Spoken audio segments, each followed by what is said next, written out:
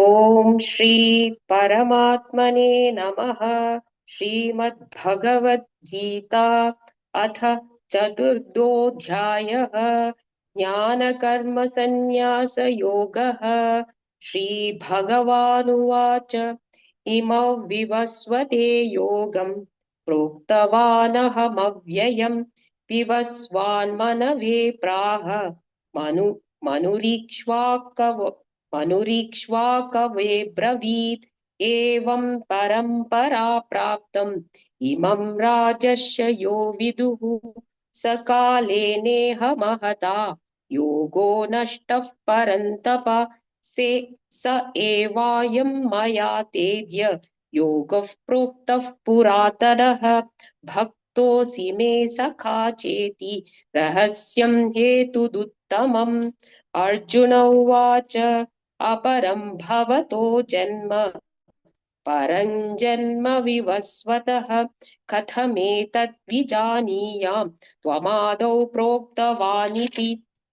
श्रीभगवानुवाच बहूनि मे व्यतीतानि जन्मानि चार्जुन तान्यहं वेद सर्वाणि न त्ववेत्थ परन्तप अजोऽपि सन्नव्ययात्मा भूतानामीश्वरोऽपि सन् प्रकृतिं स्वामधिष्ठाय सम्भवाम्यात्ममायया। यदा यदा हि धर्मस्य ग्लानिर्भवति भारत अभ्युत्थानमधर्मस्य तदात्मानं सृजाम्यहम्। परित्राणाय साधूनां विनाशाय च दुष्कृतां धर्म संस्थापनार्थाय सम्भवामि युगे युगे। जन्म कर्म च मे दिव्यम् एवं वेति तत्त्वतः त्यक्त्वा देहं पुनर्जन्म नैति मामेति सोऽर्जुन। वीतरागभयक्रोधाः मन्मया मामुपाश्रिताः बहवो ज्ञानतपसा पूता मद्भावमागताः। ये यथा मा प्रपद्यन्ते तांस्तथैव भजाम्यहम्। मम वर्त्मानुवर्तन्ते मनुष्याः पार्थ सर्वशः काङ्क्षन्तः कर्मणां सिद्धिं यजन्त इह देवताः। क्षिप्रं हि मनुष्ये लोके सिद्धिर्भवति कर्मजा चातुर्वर्ण्यं माया सृष्टं गुणकर्म विभागशः। तस्य कर्तारमपि मां विद्यकर्तारमव्ययम्। नामां कर्माणि लिम्पन्ति न मे कर्मफले स्पृहा इति मायोऽभिजानाति कर्मभिर्न स बध्यते। एवं ज्ञात्वा कृतं कर्म पूर्वैरपि मुमुक्षुभिः कुरु कर्मैव तस्मात् त्वं पूर्वतरं कृतं किं कर्म कर्म कर्मेति कवयोऽप्यत्र मोहिताः। तत्ते कर्म प्रवक्ष्यामि यज्ञात्वा मोक्षसे शुभात्। कर्मणो ह्यपि बोधव्यं च विकर्मणः अकर्मणश्च बोधव्यं गहना कर्मणो गतिः। कर्मण्यकर्म यः पश्येत् अकर्मणि च कर्म यः स बुद्धिमान् मनुष्येषु स युक्तः कृत्स्नकर्मकृत्। यस्य सर्वे समारम्भाः कामसङ्कल्पवर्जिताः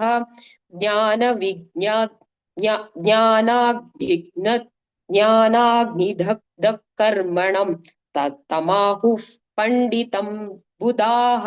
त्यक्त्वा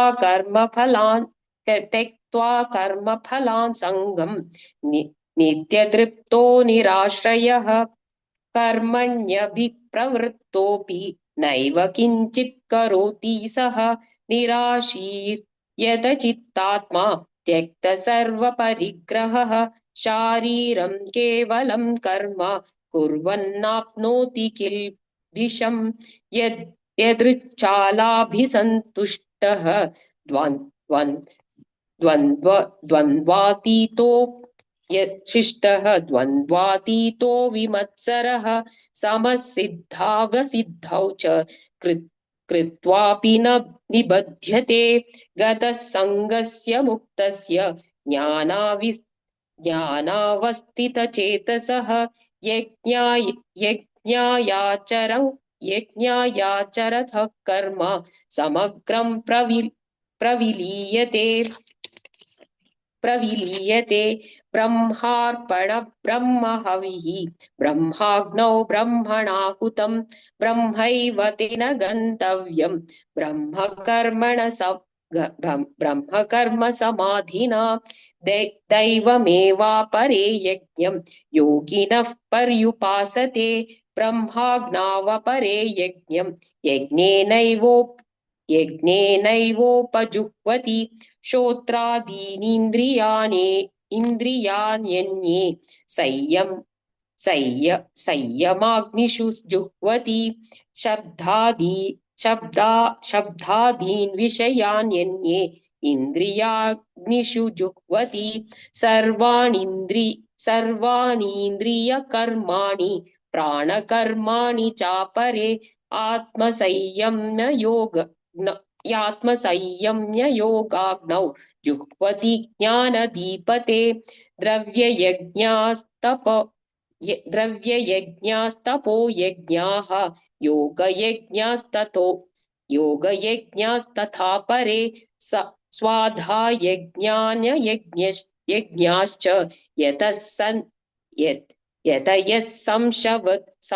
यतयः संशितव्रताः अपाने जुह्वति प्राणं प्राणे पानं तथा परे प्राणापानागतिरुद्ध्वा प्राणायामपरायणाः अपरे नियताहाराः प्राणेषु जुह्वति सर्वेप्येते यज्ञविदः यज्ञक्षपितकल्मषाः यज्ञशिष्टामृतभुजः यान्ति ब्रह्म सनातनं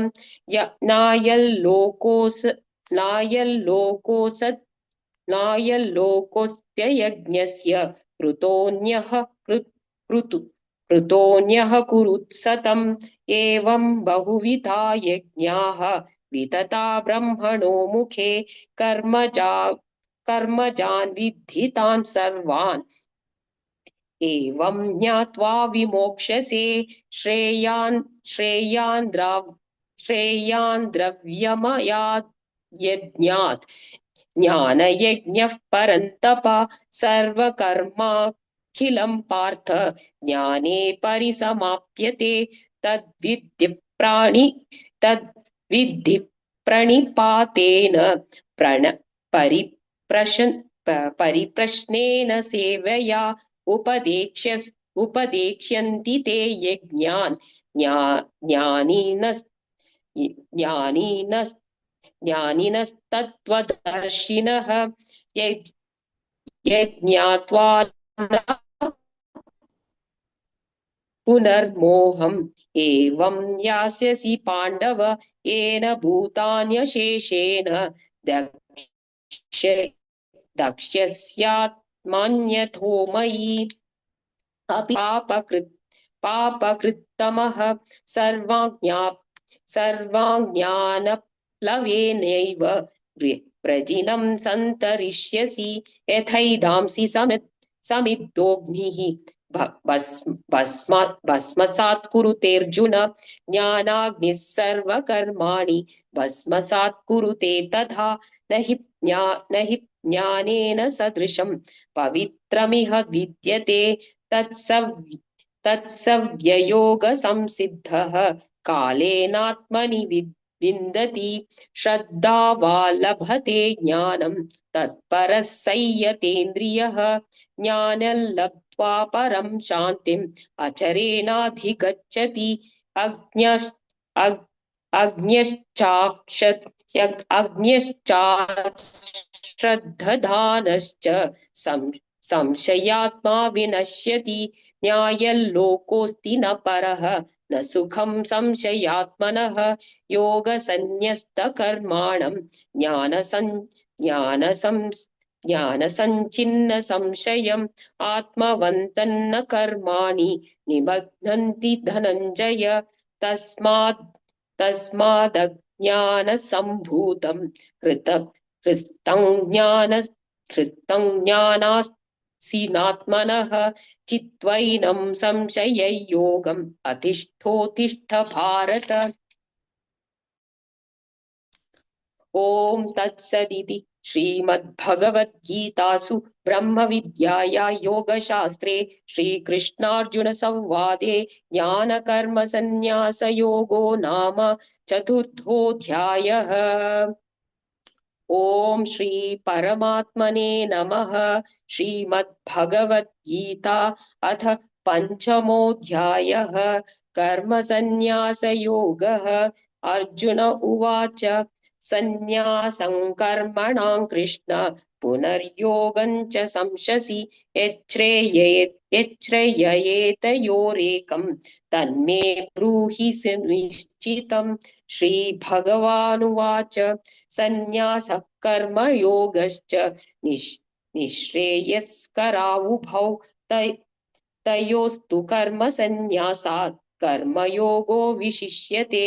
ज्ञेयस्य नित्यसन्न्यासी यो न द्वेष्टि न काङ्क्षति निर्द्वन्द्वो हि महाबाहो सुखं बन्धात् प्रमुच्यते। सांख्ययोगौ पृथक् बालाः प्रवदन्ति न पण्डिताः एकमप्यास्थितः सम्यक् उभयोर्विन्दते फलम् यत्संख्ये प्राप्यते स्थानं तद्योगैरपि गम्यते। एकं सांख्यं च योगं च यः पश्यति स पश्यति। सन्न्यासास्तु महाबाहो दुःखमाप्तुमयो गतः योगयुक्तो मुनिर्ब्रह्म निचरेणाधिगच्छति। योगयुक्तो विशुद्धात्मा विजितात्मा जितेन्द्रियः सर्वभूतात्मा भूतात्मा कुर्वन्नपि न लिप्यते। नैव किञ्चित् करोमीति युक्तो मन्येत तत्त्वित् पश्यन् शृण्वन् स्पृशन् जिघ्रन् चाश्नन् गच्छन् स्वपन् श्वसन् प्रलपन् सृज गृह्णन् उन्मिषन् निमिषन्नपि इन्द्रियाणीन्द्रियार्थेषु वर्तन्त इति धारयन् ब्रह्मण्याधाय कर्माणि संख्यं त्यक्त्वा करोति यः लिप्यते न स पापेन पद्मपत्रविमांभसा। कायेन मनसा बुद्ध्या केवलैरिन्द्रियैरपि योगिनः कर्म कुर्वन्ति संज्ञं त्यक्त्वात्मशुद्धये। युक्तः कर्मफलैः त्यक्त्वा शान्तिमाप्नोति नैष्ठिकीम्। अयुक्तः कामकारेण फले सक्तो निबध्यते।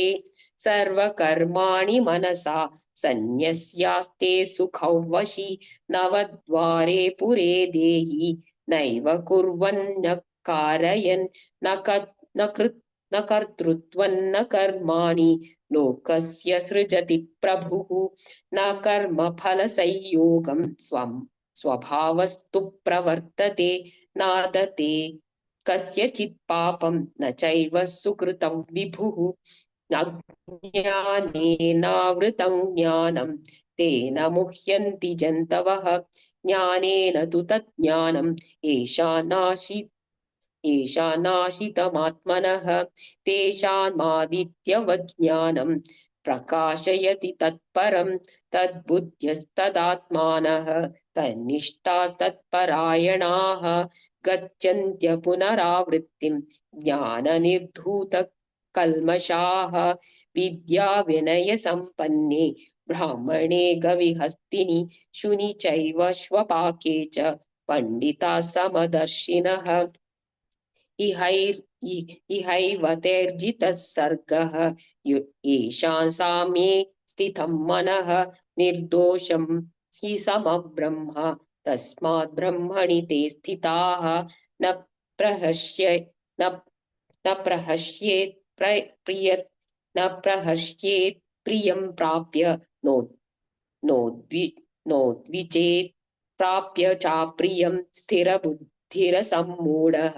ब्रह्मविद् ब्रह्मणि स्थितः बाह्यस्पर्शेष्वसक्तात्मा विन्द्यात्मनि यत्सुखं स ब्रह्मयोगयुक्तात्मा सुखमक्षयमश्नुते यहि संस्पर्शजा भोगाः दुःखयोनय एव ते आद्यन्तवन्तः कौन्तेय न तेषु रमते बुधः शक्नोति हैव यः सोढुं प्राक्शरीरविमोक्षणात् कामक्रोधोद्भववेगं स युक्तः स सखी नरः योऽन्तः सुखोऽन्तरात्मा तत् तत् माह दत्तान्तर्ज्योतिरेव यः स योगी ब्रह्मनिर्वाणं ब्रह्मभूतोऽधिगच्छति लभते ब्रह्मनिर्वाणम् ऋषयः क्षीणकल्मषाः छिन्नद्वैतायतात्मानः सर्वभूतहिते रताः कामक्रोधवियुक्तानां यतिनायतचेतसाम् अभितो ब्रह्मनिर्वाणं वर्तते विदितात्मनां स्पर्शान् कृत्वा बहिर्बाह्यान् चक्षुश्चैवान्तरे भ्रुवो प्राणापानौ समौ कृत्वा नासाभ्यन्तरचारिणौ यदेन्द्रियमनोबुद्धिः मुनिर्मोक्षपरायणः विगते चाभयक्रोधः यः सदा मुक्त एव सः भोक्तारयज्ञतपसां सर्वलोकमहेश्वरं सुहृदं सर्वभूतानां ज्ञात्वा मां शान्तिमृच्छति ॐ तत्सदिति श्रीमद्भगवद्गीतासु उपनिषत्सु ब्रह्मविद्याया योगशास्त्रे श्रीकृष्णार्जुनसंवादे कर्मसन्न्यासयोगो नाम पञ्चमोऽध्यायः। ॐ श्री परमात्मने नमः। श्रीमद्भगवद्गीता अथ षष्ठोऽध्यायः। आत्मसंयमयोगः। श्रीभगवानुवाच अनाश्रितः कर्मफलं कार्यं कर्म करोति यः स सन्न्यासी च योगी च न निर्न चाक्रियः यं सन्न्यासमिति प्राहुः योगं तं विद्धि पाण्डव न ह्यसन्न्यस्तसङ्कल्पः योगी भवति कश्चन आरुरुक्षोर्मुनेर्योगं कर्म कारणमुच्यते योगारूढस्य तस्यैव शमः कारणमुच्यते यदा हीनेन्द्रियार्थेषु न कर्मस्वनुषज्जते सर्वसङ्कल्पसन्न्यासी योगोरूढस्तदोच्यते उद्धरेदात्मनात्मानं नात्मानमवसाद्ययेत् आत्मैव ह्यात्मनो बन्धुः आत्मैव रिपुरात्मनः बन्धुरात्मात्मनस्तस्य येनात्मैवात्मनाजितः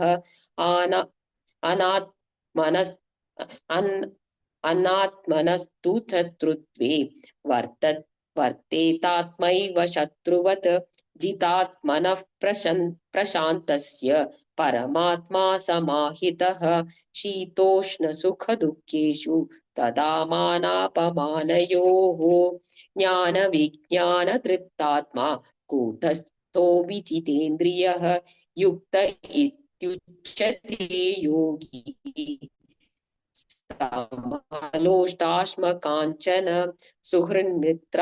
सुहृन्मित्रायुदासीन मध्यस्थवेषु बन्धुषु साधुष्वपि च पापेषु समबुद्धिर्विशिष्यते योगी युञ्जीत सततम् आत्मानं रहसि स्थितः एकाकी यतचित्तात्मा निराशीरपरिग्रहः शुचौ देशे प्रतिष्ठाप्य स्थिरमानसमात्मनः नात्युच्छ्रितन्नातिनीचं चैलाजिनकुशोत्तरं तत्रैकाग्रं मनः कृत्वा यतचित्तेन्द्रियक्रियः उपविश्यासने युञ्ज्यात् योगमात्मविशुद्धये समङ्काय शिरोग्रीवं धारयन्नचलं स्थिरः सम्प्रेक्ष्य नासिकाग्रं स्वं दिश्चल दिश्चान चानवलोकयन् प्रशान्तात्मा विगतभिः ब्रह्मचारि प्रतिष्ठितः मनः संयम्य युक्त आसीत मत्परः युञ्जन्नेवं सदात्मानं योगी नियतमानसः शान्तिर्निर्वाणपरमा मत्संस्थामधिगच्छति नात्यश्नुतस्तु योगस्ति न चैकान्तमनश्नतः न च स्वप्नशीलस्य जागृतो नैव चार्जुन युक्ताहारविहारस्य युक्तचेष्टस्य कर्मसु युक्तस्वप्नावबोधस्य योगो भवति दुःखः यदा विनियतं चित्तम् आत्मन्येवावतिष्ठते निःस्पृहः सर्वकामेभ्यः युक्त इत्युच्यते तदा यथा दीपो निवातस्थः नेङ्गते सोपमा स्मृता योगिनो यतचित्तस्य युञ्जते योगमात्मनः यत्रो परमते चित्तं निरुध्य योगसेवया यत्र चैवात्मनात्मानं पश्यन्नात्मनि तुष्यति सुखमात्यन्तिकैयद्यत् बुद्धिग्राह्यमतीन्द्रियं वेति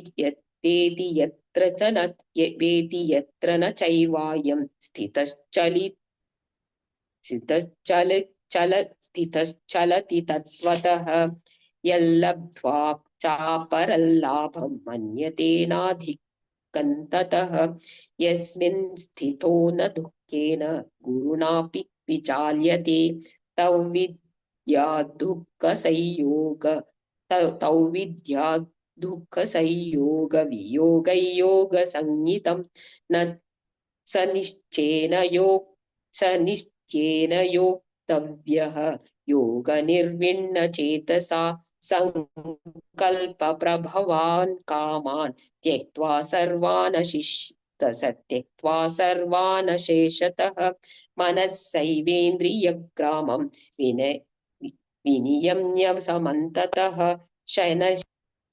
शनैरुपरमेत् बुद्ध्या धृतिगृहीतया आत्मसंयम्य मनः कृत्वा न काञ्चिदपि चिन्तयेत् यतो निश्चरति मनश्चञ्चलमस्थिरं ततस्ततो नियम्यत्यत् आत्मन्येवावशन्नयेत् प्रशान्तमनसं हीनं योगिनं सुखमुत्तमम् उपैतशान्तरजसं ब्रह्मभूतमकल्मषं युञ्जनेवं सदात्मानं योगी विगतकल्मषः सुखेन ब्रह्म संस्पर्शात् अत्यन्तं सुखमश्नुते सर्वभूतस्तदात्मानं सर्वभूतानि चात्मनि ईक्षते योगयुक्तात्मा सर्वति सर्वत्र सर्वं च मयि पश्यति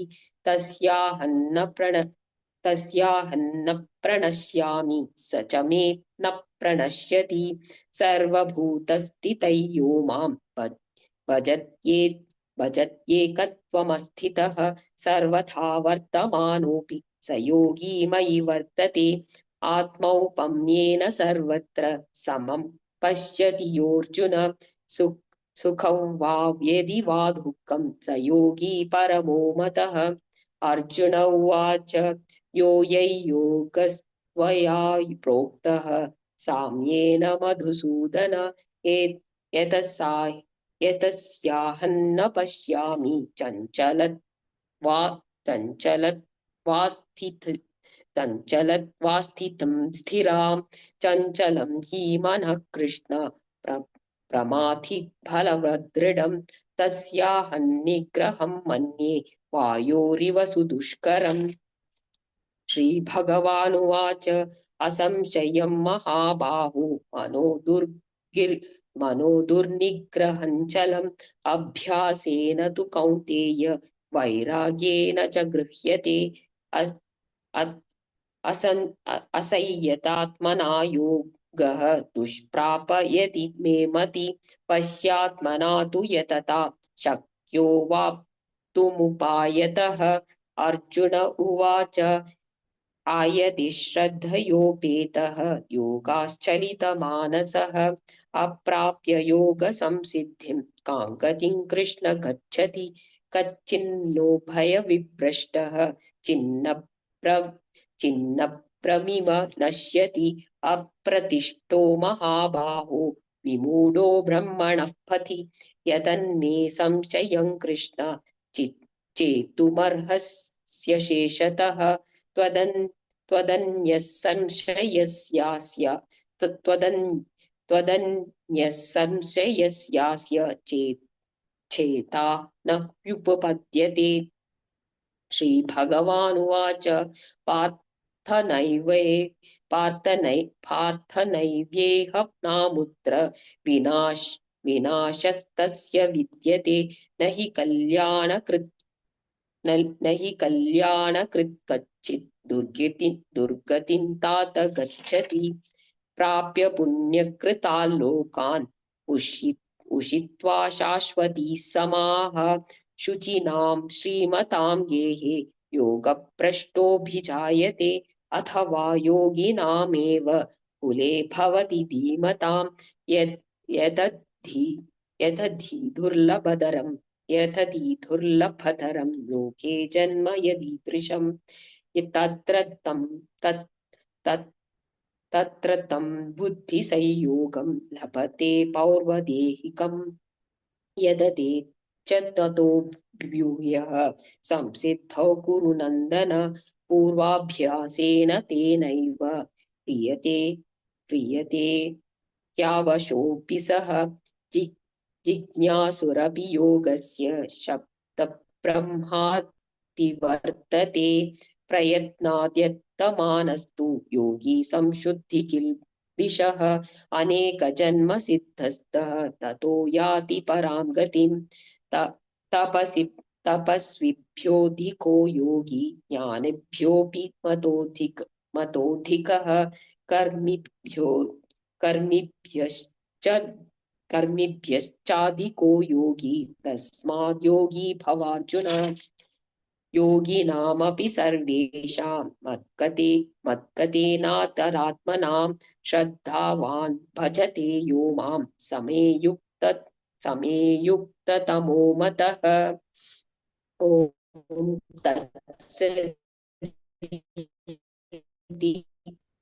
श्रीमद्भगवद्गीतासु ब्रह्मविद्याया योगशास्त्रे श्रीकृष्णार्जुनसंवादे आत्मसंयमयोगो नाम षष्ठोऽध्यायः।